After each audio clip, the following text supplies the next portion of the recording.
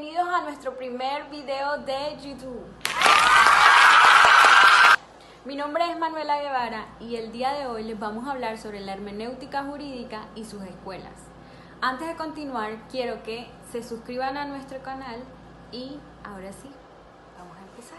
La hermenéutica jurídica es el arte de interpretar textos. Se originó con el análisis de los textos religiosos y su origen se extendió hasta los ámbitos jurídicos, filosóficos y hasta literarios.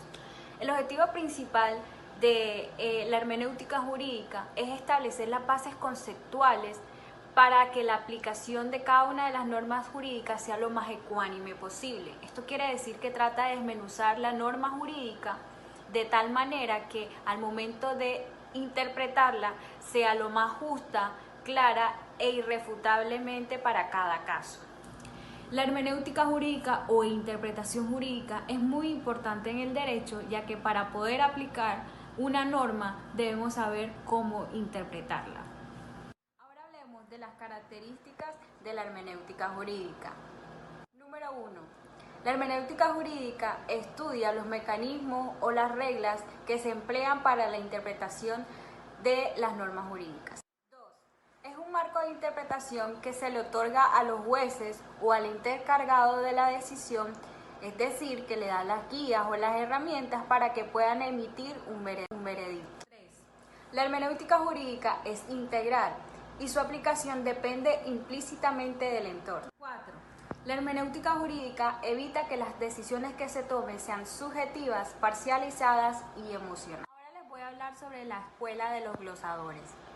La escuela de los glosadores fue fundada por Irnerio, que fue un monje encargado de la enseñanza y era profesor de arte.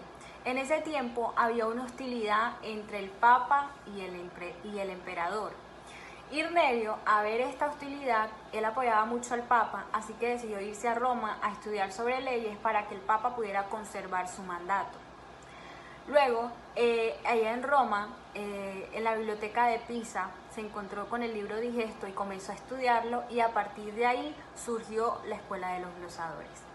Ellos utilizaban las glosas, que eran anotaciones destinadas para aclarar el texto sin tener en cuenta el contexto histórico.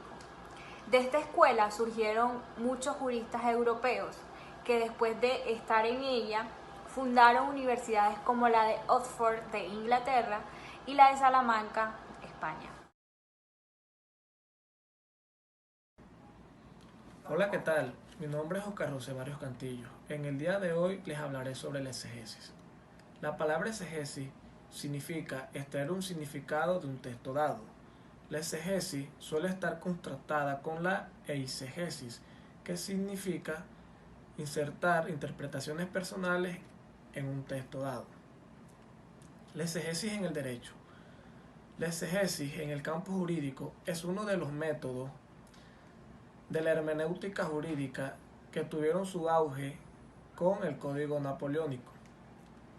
Básicamente, la exegesis busca limitar la acción del juez, pues luego de la Revolución Francesa se consideró que todos los hombres eran iguales. Finalmente, la exegesis consiste en hacer una paráfrasis directa con el texto, es decir, tomar lo que dice la ley sin capacidad de salirse de esta. Buenos días, mi nombre es Julio Padilla y les vengo a hablar sobre la Escuela de la Libre Investigación.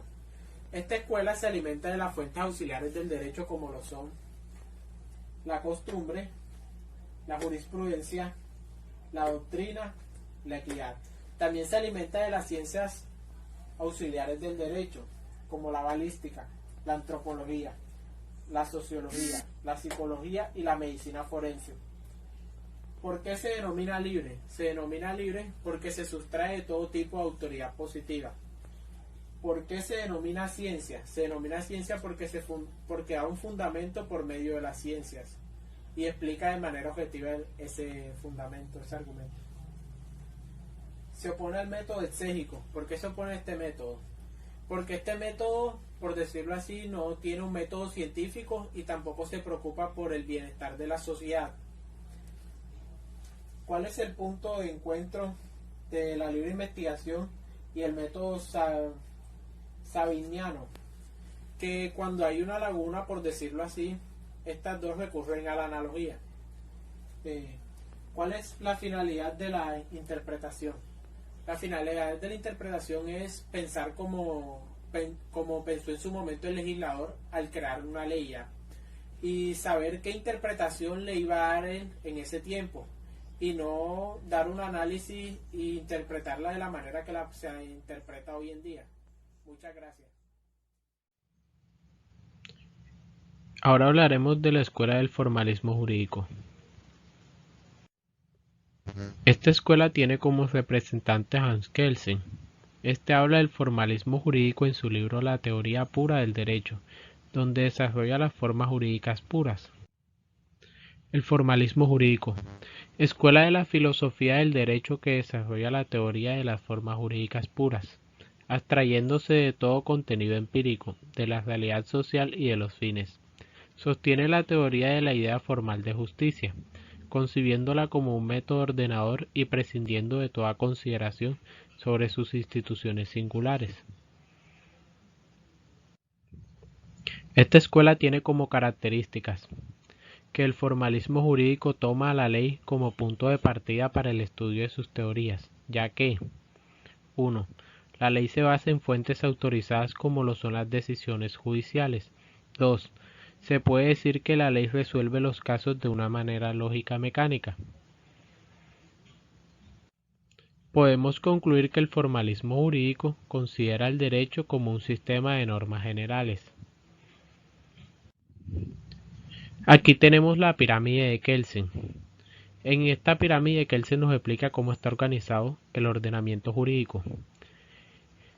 En el caso de Colombia, en la cima de esta pirámide encontramos a la Constitución Política, que en el artículo 4 esta misma se define como la norma de normas.